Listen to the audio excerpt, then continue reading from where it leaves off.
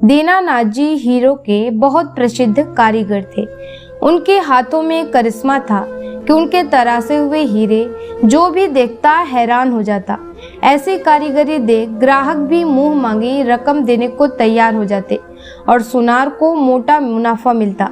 इसी वजह से दीनानाथ द्वारा तरासे हुए हीरो की मांग हमेशा बाजार में बनी रहती थी।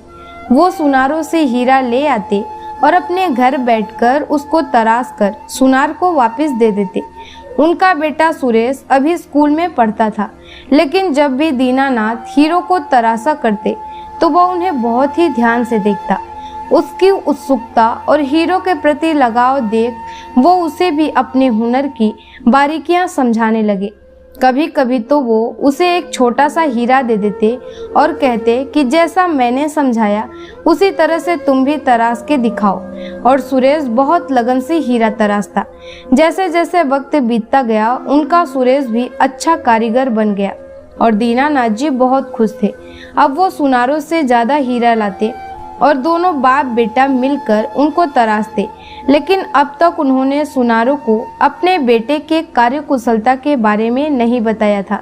एक दिन अचानक दीनानाथ जी की मौत हो गई। बेटा गम में डूब गया।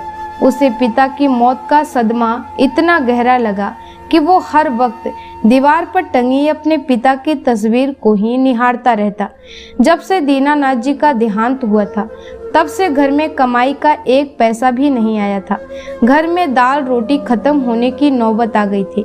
तब माँ ने उसे सुनारों के पास जा कुछ काम मांगने को कहा ताकि घर का खर्चा तो चल सके, और कोई चारा न देख उसने अपने को संभाला और बाजार निकल पड़ा।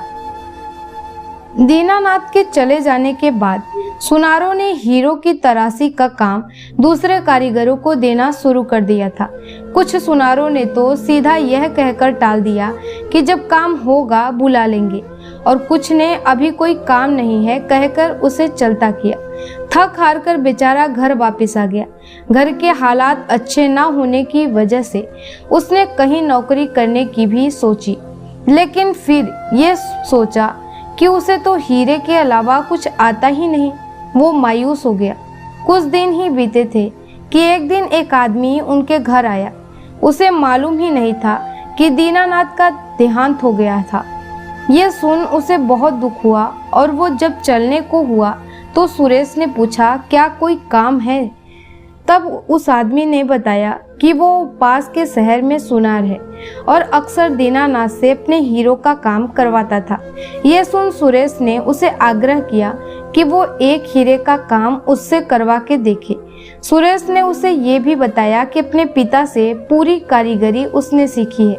ये बात उस सुनार को ठीक लगी और उसने सिर्फ एक ही हीरा सुरेश को दिया और कहा कि इसे तराश कर कल मुझे दुकान पर दे जाना। अपने पिता को प्रणाम कर सुरेश काम में जुट गया।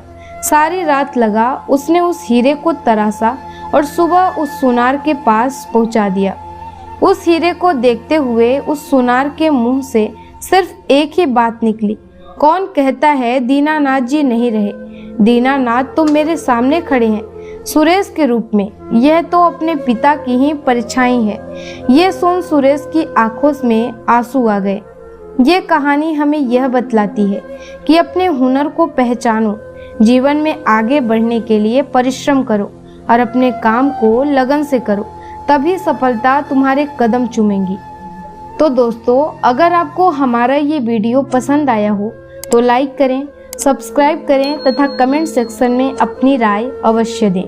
धन्यवाद।